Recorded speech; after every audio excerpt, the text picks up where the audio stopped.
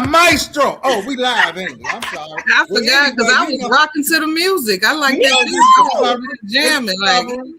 And hey, gonna have a great show. We're gonna talk about recovering from the last show, but I'm gonna give it to the doctor, and I'm gonna just jump off and let y'all two handle it. I'll be right back though. All right, AJ. Thank you. That's our producer, y'all. So I'm Dr. Valentina. My co-host here is Miss Rebecca, representing y'all doing? The Most High. Today we are going to be talking about poverty. So it's really part 3 to the state of the community. You all might recall that a month ago, so 4 weeks ago, we did part 1 of State of the Community, being on mental health. 2 weeks ago, as you all know, because we meet every 2 weeks, bi-weekly, we did a part 2, which was love. So State of the Community, love. And today we're doing a part 3 because really the state that our community is in requires so much, so many different, like topics and that it just, we couldn't just try to get it all in one. We didn't want to, make the show any longer than it needed to be. And so even today, with it just being us, because our other co-hosts are dealing, with family related matters that they're tending to, we'll be able to keep it to our 30 minutes. We'll be taking comments and questions. I think we got a guest from actually the first show who wanted to come on last week, but had something come up coming in. And then I think we got Miss Margaret, who may be coming back on. I know. So this topic, we are like ready to jump in. Again, it's poverty. And so let's kind of get the conversation started. Rebecca, do you want to start? Yeah. You know what, poverty, it can go so many ways, but since we're dealing with the scripture, we're actually dealing with what, I'll just actually bring it back to the state of what we have been dealing with in the world. I recall that there was an instance about a couple of months ago. This goes around the whole government shutdown. And that caused obviously a trickle down effect of different benefits like food stamps. People not getting those benefits, and that people depend on that. And people were out of it, I think, for like a couple of months. I don't exactly know how long, but I know it was over a month or so. Yeah, it was the longest. People were out of it for a while. But I noticed, not to say that crime is not always on the rise, but I noticed during that time frame, and if this continues like that, that's just that incites violence. And for people, not even for people who don't necessarily would be in that space, of people who feel that they don't have any other choice because they're forced into this space of having to think about possibly stealing, robbing, just to make ends meet, because they don't have, all they depend on is, their government assistance. So poverty can open up doors for other behaviors, sinful behaviors that you aren't even aware of, but it's still behaviors that you should not be,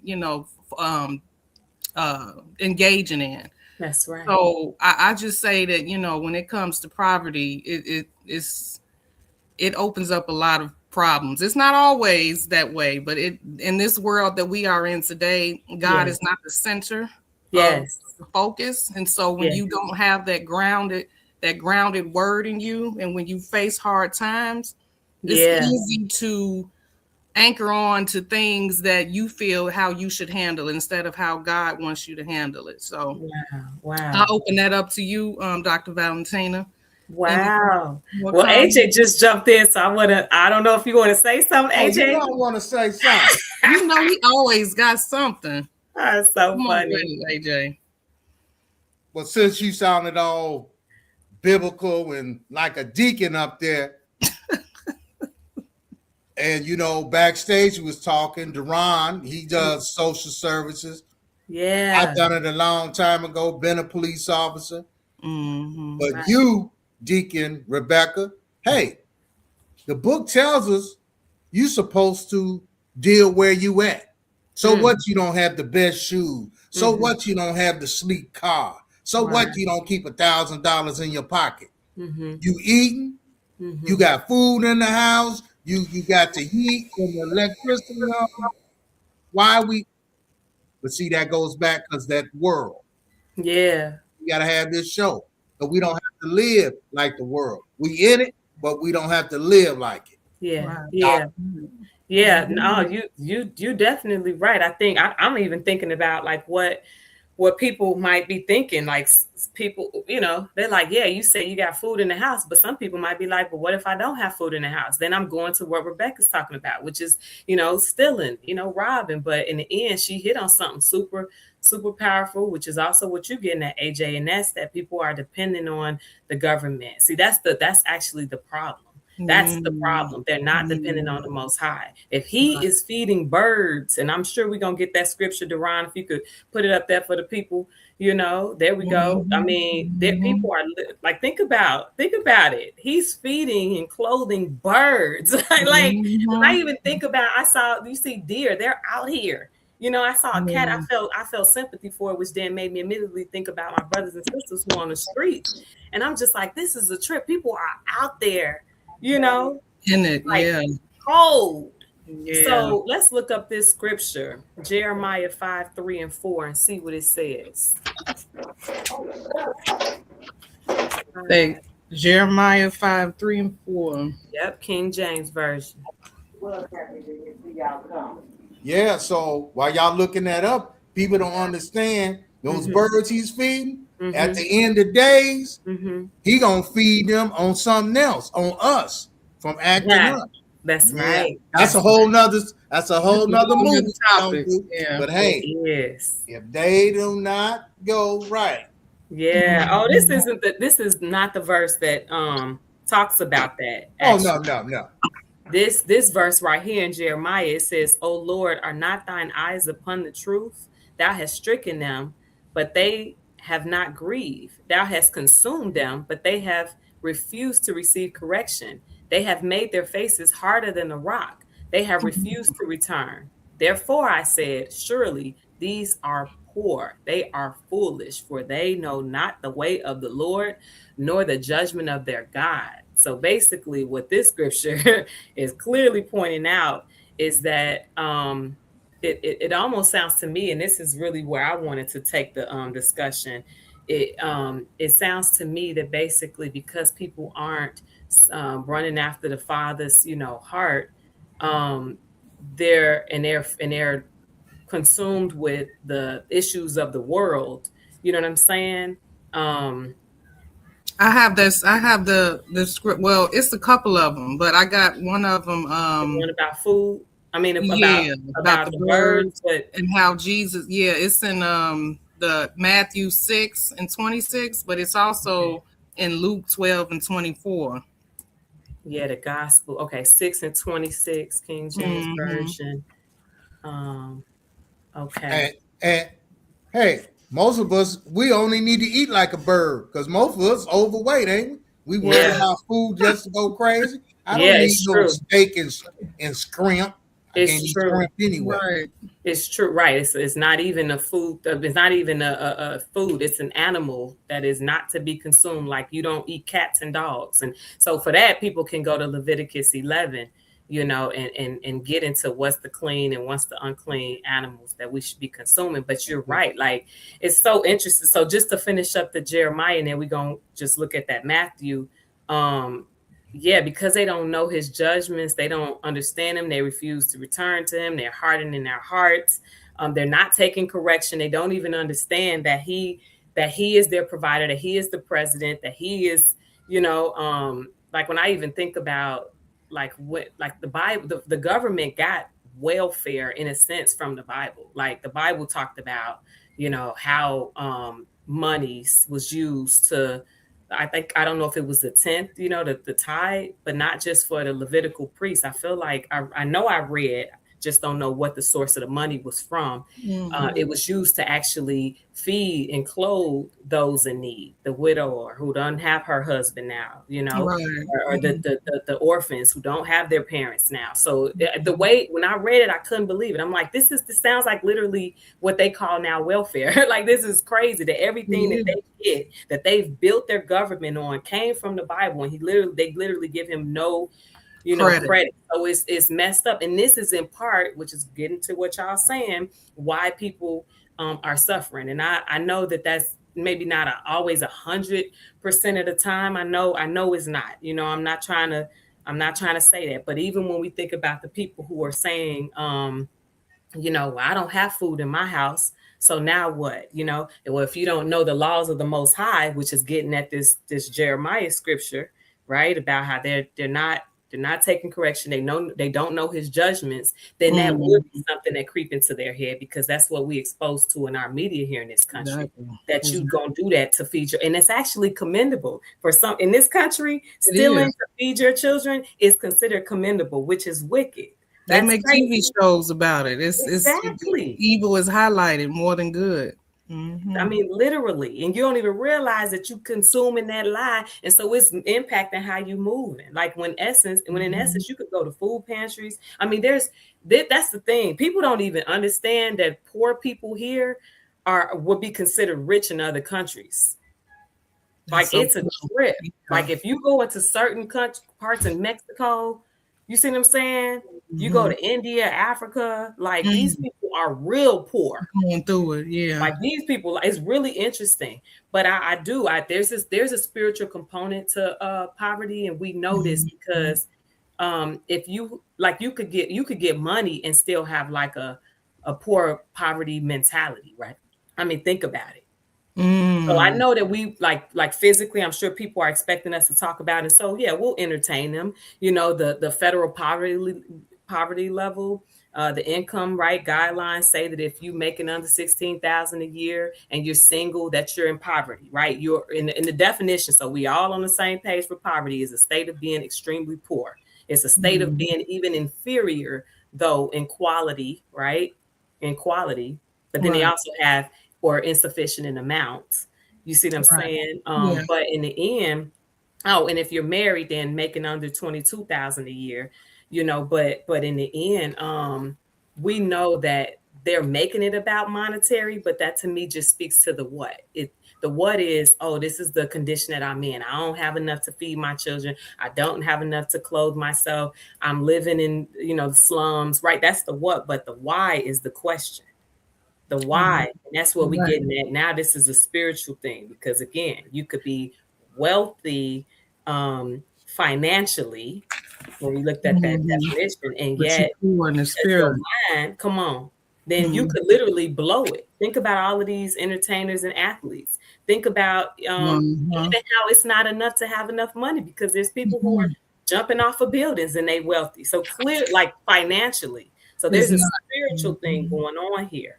The lack thereof is what determines, because think about it too. You go in these other countries and these people that don't have a lot of money, you see what I'm saying, are happy, are wealthy in spirit. They have no complaints. They have peace in their home. They have joy. You see what I'm saying? That's so true. That's why you say to be content. To be content in all that you have, whether you have enough, be content in that. And if you don't have enough, be content in that.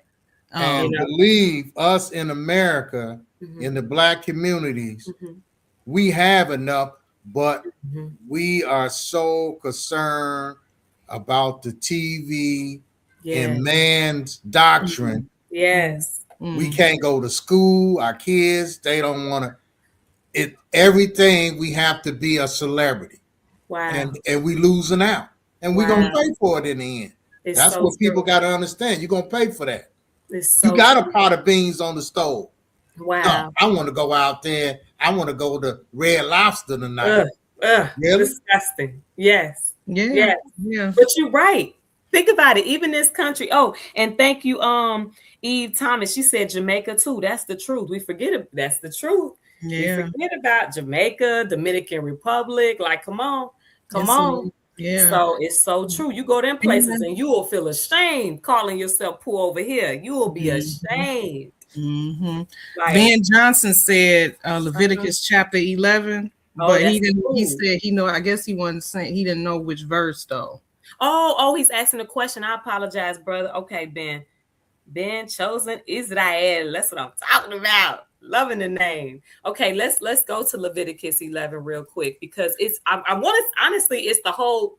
We didn't even got to get. I mean, I guess I could get to the specific verse if that's neat, if that's what you really would like. But it's the whole chapter that tell you. Literally, it's titled "Clean and Unclean Food," and it shouldn't even say food. It should say animals, because in the end, they're animals. Mm-hmm. And so the problem is we calling these beasts food. And so people are like, oh, well, that's why you just have to wash it. Hello, y'all just don't know how to clean it. But they're animals, exactly. And not all animals are meant to be eaten. And let's get real deep, but let's get real deep. When we started off, Adam and Eve, that's right. There was no meat on the table. That's right. Beans and greens. Come on. People got to remember that. People forget about all of that. That's so true. That's true. They forget about that. But true. I'm looking for things. Yeah, I found it. Yeah, okay. You found it. Okay. Go ahead with Leviticus 11, because I was gonna go back to Now you finna get all on the Red Lobster, people, right? You finna I'm finna go. Well, Ben asked.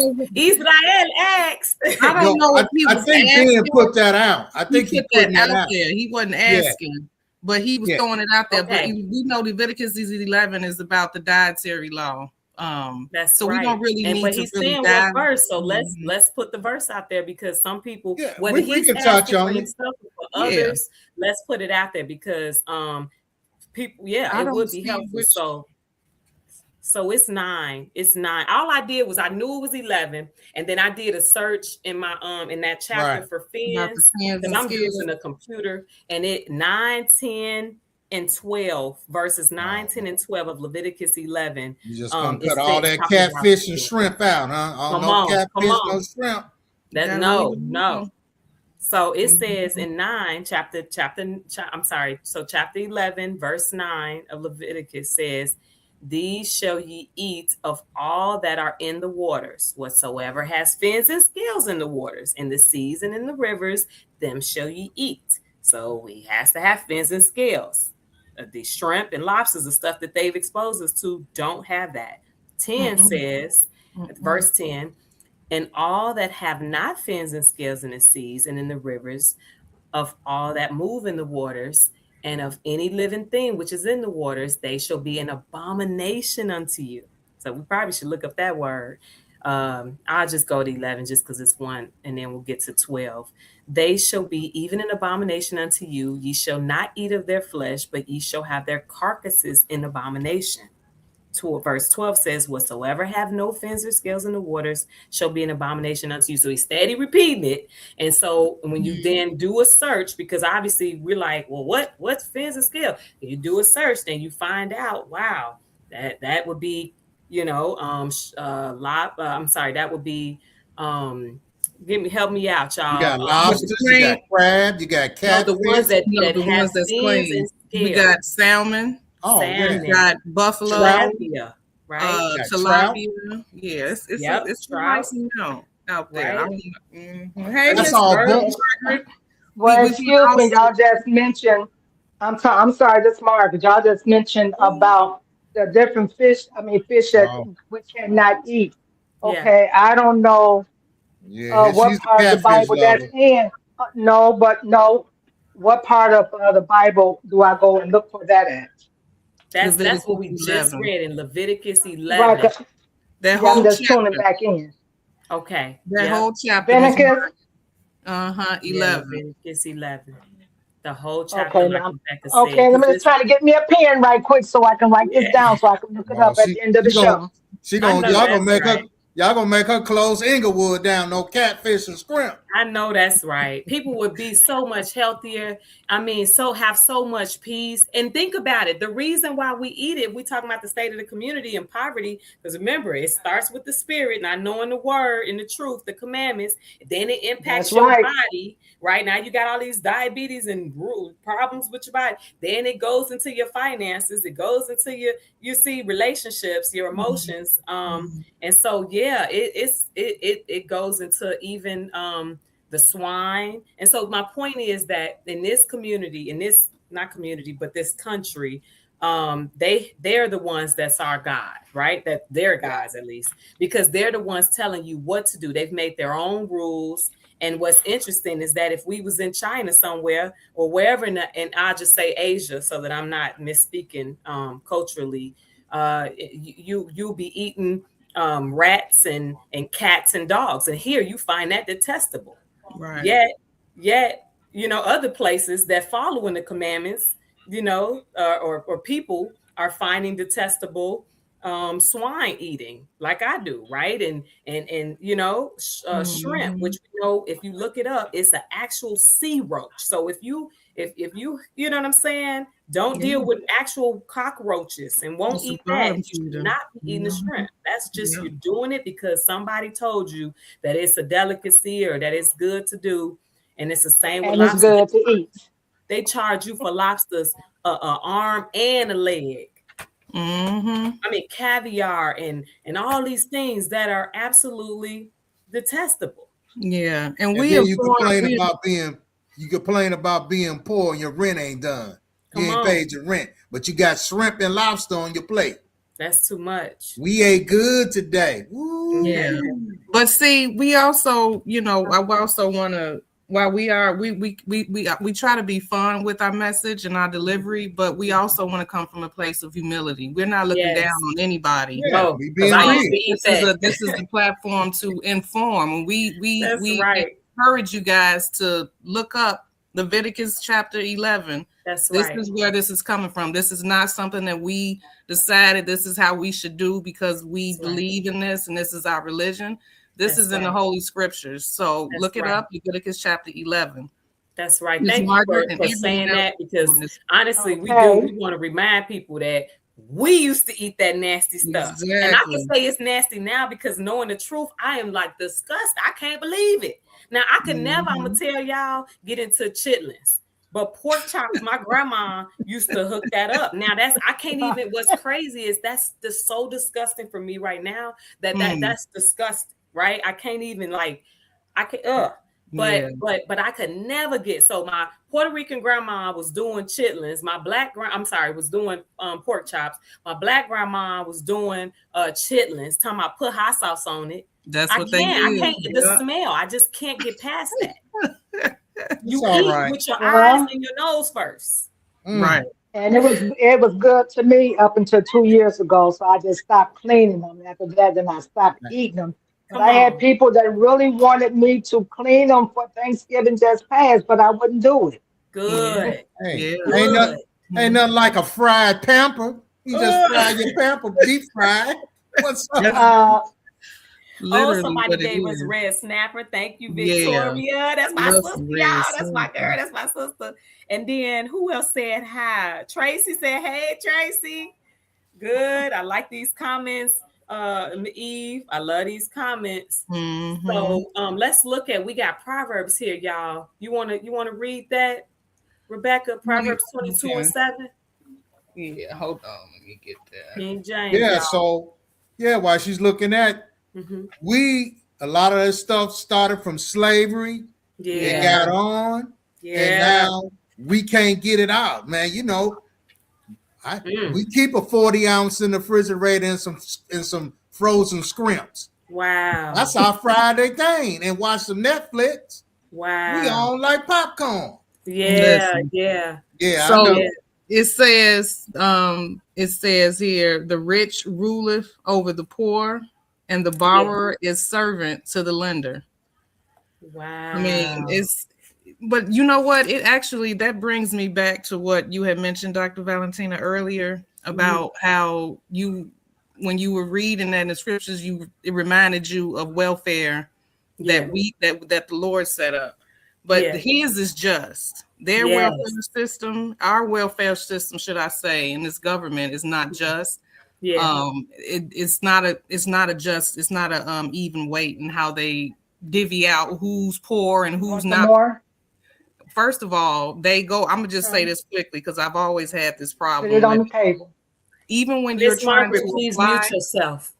Even when you're trying to apply for benefits, they go off of your gross income and not your net. You don't take home the gross, but yet they use that to disqualify you from benefits. And that's on purpose. But see, the Lord don't set his system up like that. He's not going off of what you don't bring. He's looking at what you actually bring home. You know what I mean? So I just say that to say, yes, it's bad when you gotta the rich ruling over the poor, and that's what we have. We got the rich trying to get richer, and the poor is getting poorer. Yeah. But you also got to realize who he said he gonna give the world to at the end. That's right. That's right. Yeah. It's people. That's right. That's right. And that's what gives us peace and hope. Right. But well, I'm so glad you said that. So thank you, Miss Margaret. Deron's gonna take you off. Thank you for joining me, Margaret. Joining us for a little bit there. But I definitely have to say to you, that was on point. I'm glad you said that actually about just and unjust, because in the end, I gotta say this, and this might be controversial. But as you reminded people, like, we really are coming from a place of humility. And so thank you for like bringing us back down and reminding us of that. During COVID, y'all, that's why I say I know this controversial. What I'm about to say, I knew based on who was fostering, promoting the anxiety, right? Our government. And obviously their reputation, their history, because this is how you learn a person, especially when you giving grace and you innocent and naive, and you know, you go off history, right? And what I came to discover is that this government is not to be trusted. Like, its media is not to be trusted. You know what I'm saying? I was one who used to believe in everything that came through the newspapers. If it was Sun-Times Tribune, right, then it's facts. I was the one who, if it was on the news, ABC, NBC, Fox, right, Channel 9, like I trusted it. And then I realized through history, because you learning, right? You learning that they are not to be trusted, actually, that they say the same thing, that they're about drama and they're about control, and the way they control people. And I'm speaking as a clinical psychologist here, is through propaganda, it's through psychological warfare, it's through fear-based tactics. And so, and the Bible speaks on these things. It speaks on these matters, you know, and we'll get some scriptures, you know, but so when they said, when they said that, yes, fear, right, Nancy, fear-based. And so when they said to get the vaccine, that's when I knew, don't do it. When I knew, don't do it. And then when they said the booster, that's when I knew, don't do it. And what's interesting, based on what you was just saying, sister, is if you didn't get it, you risk, right? Benefits. You risk. You know how many people have sued and won now since all of this? They ain't talking about that. They're not putting that on Channel 9. You see what I'm saying? About all the people who sued because they lost their jobs. Police officers, nurses lost their jobs because they showed you the puppets. They showed you the puppet. That's why he tells you trust no man. Again, he's not talking about your husband, because I know I mentioned this in one of the last shows on love. He's not talking about your husband. He's talking about institutions and systems, governments, because he's the only government. I pledge my allegiance to him. He's my president. That's the difference. You see? And you know something, ladies? This is so deep. I think we're gonna have to have a poverty too. I'm telling you, I believe so. Poverty too, because I know you got to be getting out of here. You got other people to go see as a doctor. We're gonna have to be winding down. Yeah. So in the last moments from the professor, why don't you tell them what they need to do right now? Call you or go see a psychiatrist, huh? No. We differentiate psychology from psychiatry. You see what I'm saying? So psychiatry are the ones, the medical doctors, the nurse practitioners, the ones who prescribe psychological drugs, right? So antidepressants that we know actually cause suicidal, like have a side effects, I'll say, suicidal ideation, especially in children. These studies have been published. You see what I'm saying? Versus psychology, we're the ones that's been stigmatized. We're the ones that they don't want you to see, because we get to the root of the issue. And especially if you find somebody who's integrating spirituality, you good to go. Really want it, Right. With that, we're going to have to get out of here. Yeah, somebody just glad said to have you two that came on. I'm glad y'all saved the show. Ronnie. Let our music come in, and I guess we'll see. We'll have it out there. We'll put it out there, and everybody can come back. Thank you, ladies. All right. See ya.